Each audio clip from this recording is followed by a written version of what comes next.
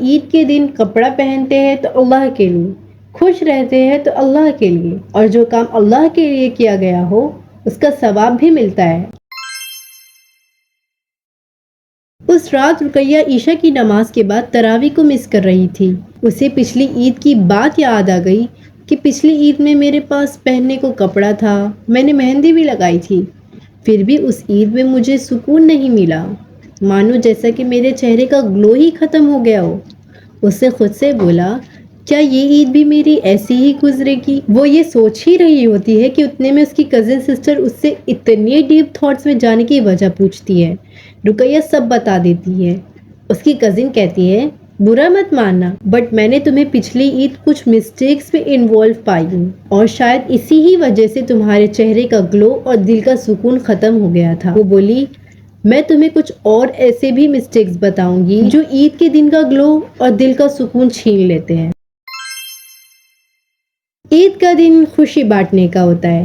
ہم اس دن خود میں اتنے بیزی ہو جاتے ہیں کہ کبھی بھولے بیٹھ کے بھی غریبوں کی یاد نہیں آتی۔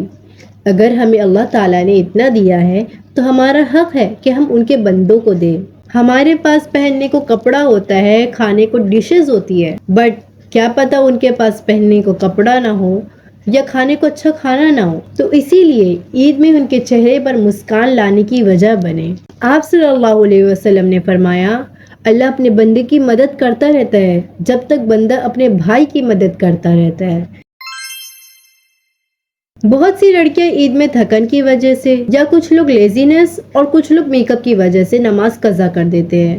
جہاں تک بات میک اپ کی ہے تو پہلے وضو کر لے پھر میک اپ کرے، یا اگر وضو نہیں ہے تو وضو کر لے، نماز پڑھ لے پھر میک اپ کر لے، بھلا نماز سے بڑھ کر تو کوئی چیز نہیں۔ اور آپ صلی اللہ علیہ وسلم نے فرمایا، بندے اور کفر کے درمیان صرف نماز چھوڑنے کا فرق ہوتا ہے۔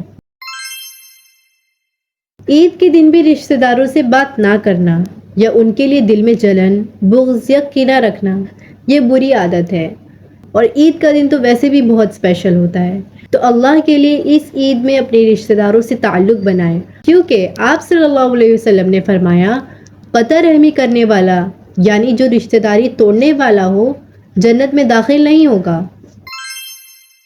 بغیر حجاب اور پردے کے گھر سے باہر نکلنا، جیسا کہ عام دنوں میں ہمارے لیے اوبلیگیشنز ہوتی ہے، عید کے آنے پر بغیر پردے کے باہر نکلنا جائز تو نہیں ہے، تو نیت کرو کہ انشاءاللہ بغیر پردے کے کبھی باہر نہیں نکلیں گے، چاہے وہ عید ہو چاہے کوئی اور فنکشن ہو۔ اللہ تعالیٰ فرماتے ہیں، اے نبی، اپنی بیویوں، بیٹیوں اور مومن عورتوں سے کہہ دو کہ اپنے اوپر اپنی چادر لمبی کر لے، یہ اس بات سے زیادہ قریب ہے کہ انہیں پہچانا جائے اور انہیں تکلیف نہ دی جائے۔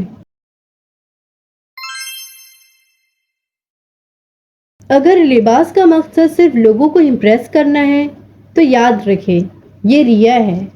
ہم عید کے دن کپڑا پہنتے ہیں تو اللہ کے لیے، خوش رہتے ہیں تو اللہ کے لیے، اور جو کام اللہ کے لیے کیا گیا ہو اس کا ثواب بھی ملتا ہے۔ اور ریا کی وعید یہ ہے کہ جو شخص دنیا میں شہرت یعنی دکھاوے کے لیے کپڑا پہنتا ہے، اللہ تعالیٰ اسے قیامت کے دن ذلیل کریں گے۔